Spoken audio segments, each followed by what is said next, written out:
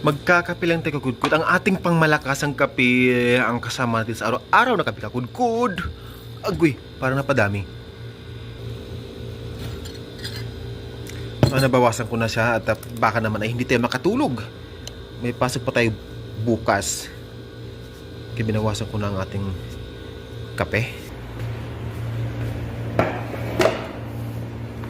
Ayan, tubig na.